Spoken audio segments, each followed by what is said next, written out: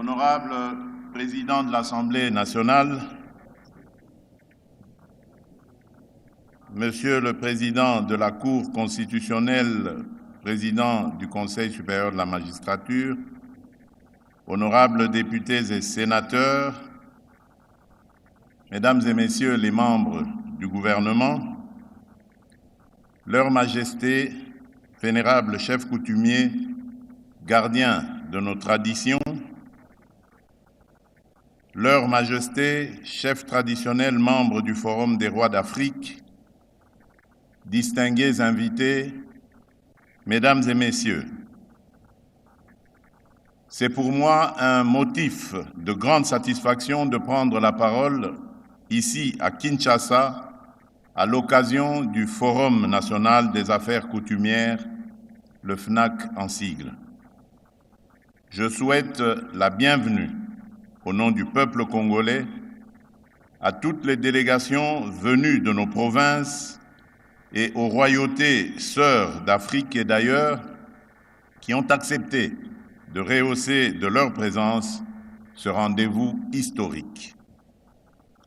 En vous voyant réunis dans cette enceinte dédiée à la culture et à la rencontre des peuples, je mesure l'ampleur de ce que représente ce forum, une rencontre entre mémoire et avenir, entre les racines profondes de notre identité et les exigences d'un État moderne, démocratique et décentralisé. Le thème que vous avez retenu, renforcement de l'autorité coutumière, gage de stabilité, de développement, de sécurité et de cohésion des communautés en République démocratique du Congo, exprime avec justesse une vérité que notre histoire confirme chaque jour, là où l'autorité coutumière est respectée, structurée et bien articulée à l'État, les communautés sont plus stables, les conflits mieux prévenus et le développement plus enraciné.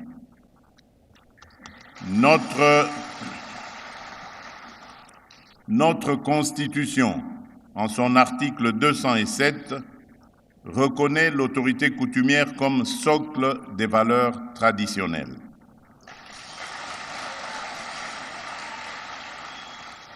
La loi numéro 15/015 du 25 août 2015, fixant le statut des chefs coutumiers et les conditions de dévolution du pouvoir et modalités de son exercice, est une avancée majeure en ce que nous disposons déjà de balises juridiques claires. Mais l'enjeu aujourd'hui est de passer du cadre juridique à la pratique, du texte à la gouvernance quotidienne. Comment garantir une succession coutumière légitime et apaisée? Comment mieux articuler l'autorité coutumière avec l'administration territoriale, la justice, les services fonciers, les secteurs des mines, de l'agriculture, du développement rural et de l'environnement? Comment faire des chefferies, groupements et villages de véritables pôles de stabilité, de médiation et de développement local? Ce forum est l'espace approprié pour répondre à ces questions de manière collective, responsable et durable, en s'appuyant sur l'expérience des autres. Leur Majesté, vénérable chef coutumier, nous tenons cette rencontre dans un contexte sécuritaire grave que nul n'est censé ignorer. Notre pays est victime d'une agression injuste menée par un pays voisin à travers le mouvement terroriste du M23 AFC et d'autres groupes armés qui se sont rendus coupables d'occupations illégales, de déplacements massifs de nos populations et de violences inacceptables. Parmi les méthodes utilisées par ces forces négatives figure une entreprise particulièrement pernicieuse, la tentative de substitution des chefs coutumiers légitimes par des individus imposés, étrangers aux traditions locales pour mieux asseoir une logique d'occupation et de prédation.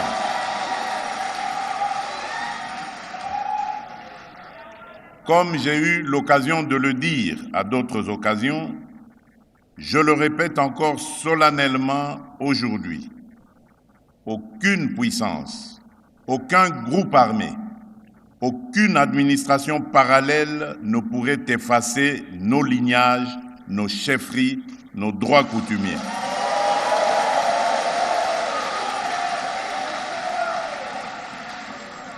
Les terres de nos ancêtres ne sont pas des terrains de manœuvre géopolitique, mais le fondement même de notre souveraineté et de notre identité.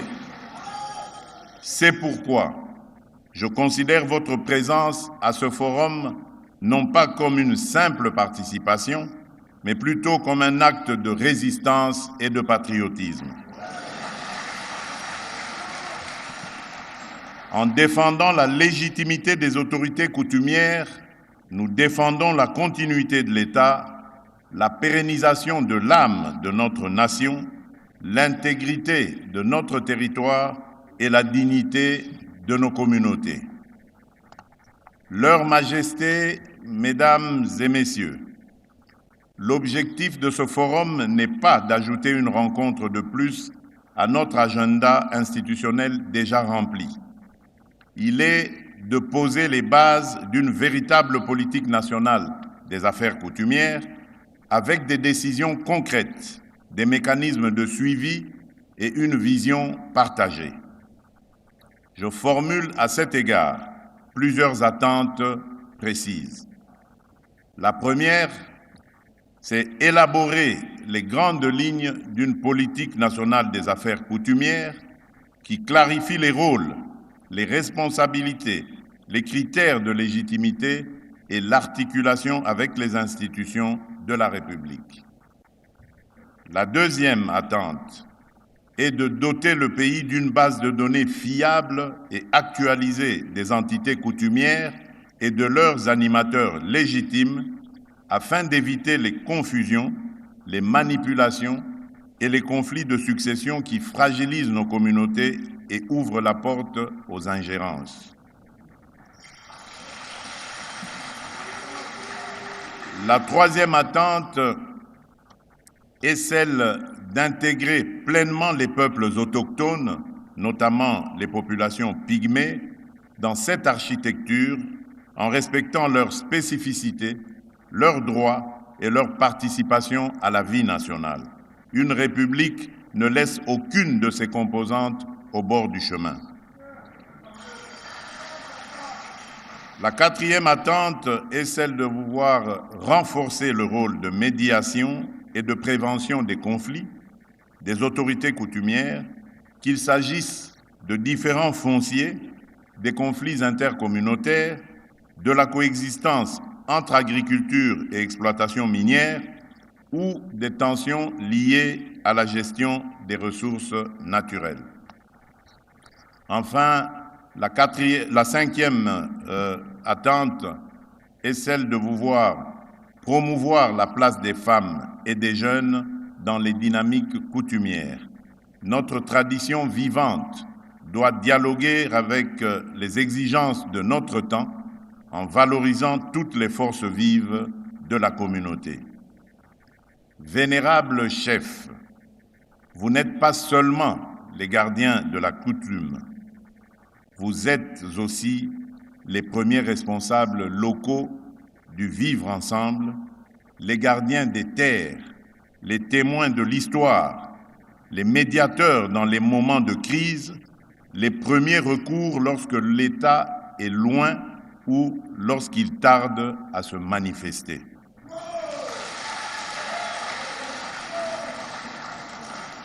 Dans un pays engagé dans la décentralisation et la proximité des services publics, votre rôle est déterminant pour accompagner les politiques de développement rural, soutenir la scolarisation, la santé, la protection de l'enfant et de la femme, encourager l'entrepreneuriat local, lutter contre les antivaleurs et la dégradation des mœurs, et sensibiliser les populations à la préservation de l'environnement, à la gestion rationnelle des ressources et à la lutte contre le changement climatique. Je vous invite à faire de ce forum un espace de partage d'expériences et de bonnes pratiques en lien avec les autres secteurs de la vie nationale, la justice, les affaires foncières, l'agriculture, les mines, l'aménagement du territoire, l'environnement, la jeunesse, le genre et la sécurité. C'est en croisant vos savoirs traditionnels avec les politiques publiques que nous construirons une gouvernance plus proche des réalités du terrain. Mesdames et messieurs, le monde change vite. Les technologies bouleversent le mode de vie. Les jeunes générations sont connectées à des imaginaires planétaires. Dans ce contexte, certains pourraient être tentés de considérer la coutume comme un vestige du passé. Je crois exactement l'inverse. Une tradition figée se meurt. Une tradition qui se laisse interroger, éclairer, enrichir, sans en perdre son âme, devient une force.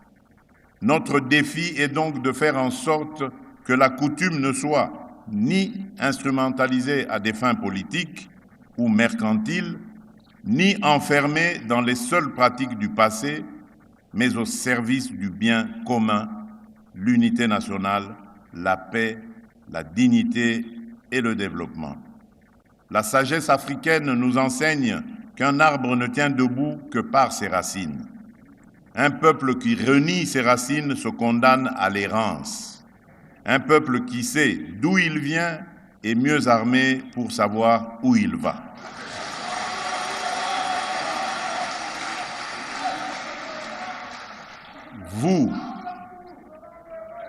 Vous, vénérable chef, êtes une part vivante de ces racines. Votre responsabilité est donc immense. Il vous revient de transmettre à nos enfants le meilleur de nos traditions, l'hospitalité, le respect de la parole donnée, le sens de la communauté, la solidarité, le respect de la vie, tout en rejetant ce qui, dans certaines pratiques, peut contredire la dignité humaine, l'égalité entre les sexes, les droits de l'enfant ou l'état de droit. Leur Majesté, vénérables chefs coutumiers, distingués invités, mesdames et messieurs, en ouvrant ce forum, je voudrais vous laisser un message dont je suis convaincu de la pertinence. L'avenir de la République démocratique du Congo ne se construira ni contre la coutume, ni sans elle, mais avec elle, dans un dialogue exigeant avec la République.